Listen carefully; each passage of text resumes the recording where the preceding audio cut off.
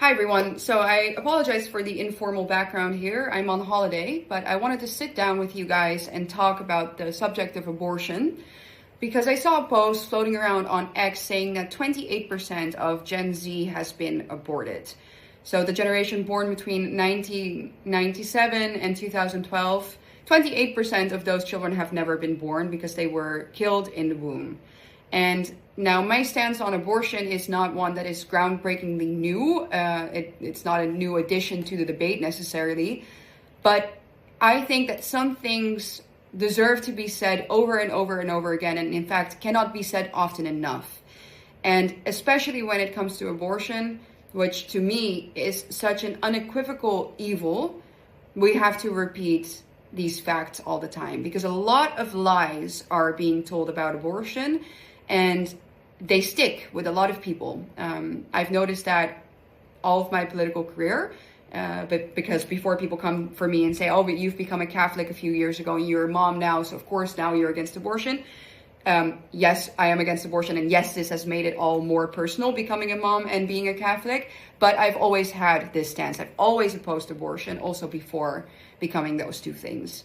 And the reason for that being is that I think that scientifically, intellectually, and morally speaking, the only valid, good faith, and consistent argument that one can make is that life begins at conception. If life begins at conception, that means that a separate human being has been formed in the womb. The stage in which that life finds itself, or whether it is dependable on the mother, or any other person for that matter, is not indicative, is not decisive for whether or not it has the right to life. Because the right to life is the only actual fundamental right that concerns anyone when it comes to the debate of abortion.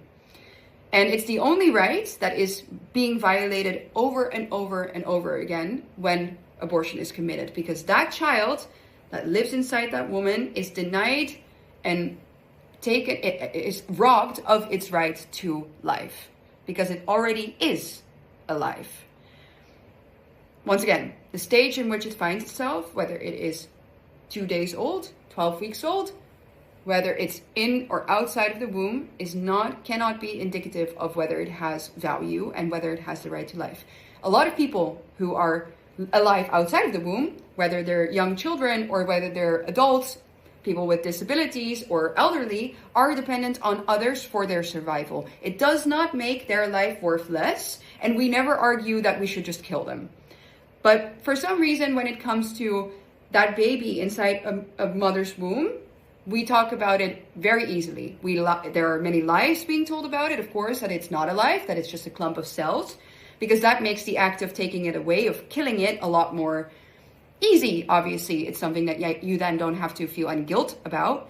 It's something that you don't have to worry about. It's something that you don't have to suffer the consequences of for the rest of your life, which I think in many cases, most women who actually commit abortion do, because deep down they feel that they did something wrong. They feel the pain of losing that child. And of course, that's where it comes to the painful truth about abortion. If it is not your body and not your choice, if it is a separate human being, a separate entity living in your womb, and you kill that, you kill the most innocent being on the planet of the earth. You kill something so fragile, something so worthy of love and life. And I think that that's something that a lot of people don't want to even admit to. I think it would break them because either they have committed abortion themselves, they've encouraged others, or just thinking about the numbers of children that have died as a result of all of these lies that have been perpetuated is a lot to take.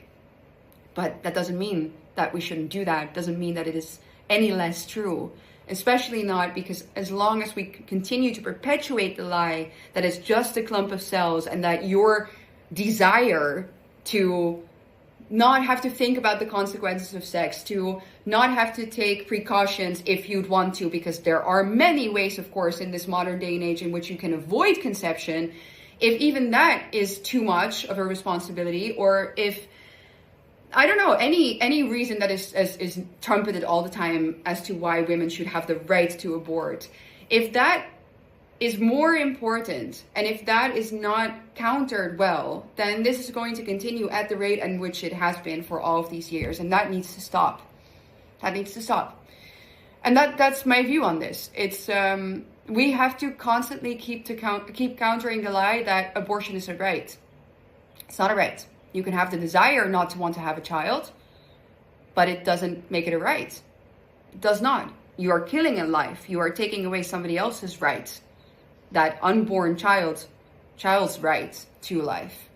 And that's what we have to keep on saying, I believe. And so, yeah, having, I could go on forever. Having become a mother also, of course, has made this more personal to me, which once again, I think is a good thing, because I have gone through the process of conceiving a life. I've gone through the process of carrying a life within my womb, and I've come to the process gone through the process of delivering that life and holding that life in my arms. And that little boy that I hold in my arms right now is just as valuable as he was when he was just conceived. He's just as valuable as he was when he was 2 weeks old inside the womb as he is now. And so I don't want anyone to miss out on that joy either, of becoming a mother, of having that life inside your arms, because then once it's there, also nothing else matters, trust me. And so yes, this is personal. Of course it's personal. But once again, even without it being personal, even without having become a mom, we need to look at this factually.